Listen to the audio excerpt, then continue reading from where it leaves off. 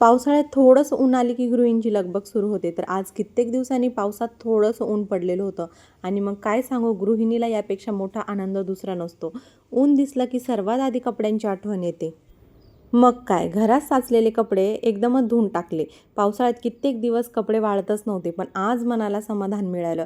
घरात लहान बाळ असलं की त्याचे पण खूप जास्त कपडे असतात आणि त्याचे कपडे तर 2-2 दिवस वाळतही नाही. त्यामुळे मी लहान बाळाचे पण सर्व कपडे धुवून टाकलेले होते आणि त्यानंतर 2 दिवस ऊन होतं, त्यामुळे 2 दिवसही ते कडक वाळवलेले होते. सर्वांच्या कपड्याच्या घड्या घालून व्यवस्थित ठेवलेले होते. आज खरंच हे कपडे बघून मनाला खूप समाधान वाटत होते. तर बाकीची कामं पण उरकायची राहिलेली होती. त्यानंतर बाहेरचं गवतही काढून घेतलेलं होतं. पावसात गवत इतकं पटकन वाढतं की रोज बघून वेळ मिळत नव्हता. आज ऊन होतं म्हणून ते कामही पूर्ण झालेलं होतं. तर अंगणात खूप ओलावा होता, त्यामुळे ते गवत काढायचं राहूनच जात होतं. 2-3 दिवस पाऊसच झालेला नव्हता. मग अंगण पण कोरडं झालेलं होतं. मग मी बाहेरचं गवतही काढून घेतलेलं होतं. अंगण साफ केलेलं होतं. अशा छोट्या-छोट्या कामांनी दिवस किती छान जातो ना. गृहिणीचं सुख वेगळंच असतं. कुणालाही साधे वाटेल, पण घरातली कामं पूर्ण झाले की मनाला खूप जास्त समाधान मिळतं. 2-3 दिवस अंगणात ओलावा होता, त्यामुळे बाहेरची कामं राहूनच गेलेली होती. त्यामुळे अंगणाची पण साफसफाई झालेली होती. तर त्यानंतर घरात थोडीशी भांडी होती दुपारच्या जेवणाची. भांडी पण मला घासून घ्यायची होती. त्यानंतर किचन पण मला क्लीन करायचे होते. माझं बाळ छोटं आहे म्हणून माझ्या कामाचा दिनक्रम त्याच्या झोपेनुसार ठरतो. खूप जण विचारतात, तुझा दिवस कसा सुरू होतो? पण खरं सांगायचं तर माझा दिवस घड्याळानुसार नाही, तर माझ्या छोट्या बाळाच्या झोपेनुसार चालतो. माझं बाळ झोपलं की मी लगेच स्वयंपाक, घराची साफसफाई, कपडे, एडिटिंग, शूटिंग अशी सगळी कामं भराभर उरकून घेते. आणि आणि ती जागी झाल्यावर पुन्हा सगळं काम बाजूला ठेवून तिच्यासोबत राहणं, खाणं, तिच्यासोबत वेळ घालवणं आणि तिची काळजी घेणं हेच माझं पहिलं काम असतं. म्हणून माझ्या दिवसाला ठरलेली वेळ नसते. प्रत्येक दिवस नवा असतो आणि प्रत्येक दिवसात मी आई, गृहिणी आणि यूट्यूबर ही तिन्ही जबाबदाऱ्या मनापासून पार पाडण्याचा प्रयत्न करत असते. कधी सगळी कामं पूर्ण होतात, तर कधी काही कामं उद्यावर जातात.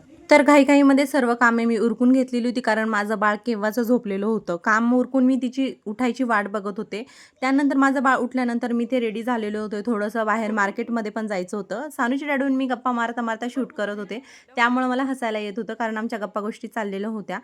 त्यानंतर आज काही स्वयंपाक वगैरे नव्हता, कारण सकाळचं जेवण भरपूर उरलेलं होतं. त्यामुळे मी चाललेले होते बाहेर थोडंसं फिरण्यासाठी.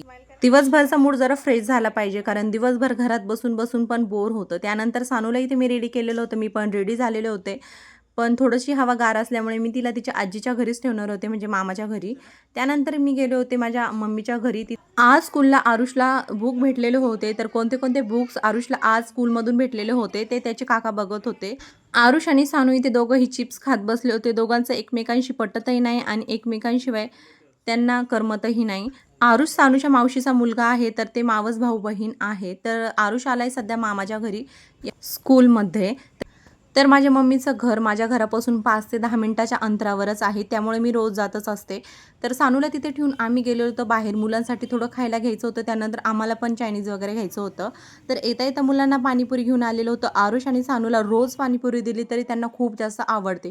आरुष स्वतःच पाणीपुरी बनवून स्वतः पण खात होता आणि सानवीला पण देत होता. दोघांनाही पाणीपुरी आणली तेव्हा ते इतके जास्त हॅपी झाले होते ना. त्यानंतर दोघांनाही मस्तपैकी पाणीपुरी खाल्ली. त्यानंतर आम्ही गेलो होतो आमच्या घरी. इथे जेवण वाढलेलं होतं. ती सानू बोलत होती, "डॅडू चल आपण जेवण करून घेऊया." तर सकाळची वांग्याची भाजी आणि मसाले भात असं सकाळचं जेवण होतं. त्यामुळे मी काही स्वयंपाक केलेला नव्हता.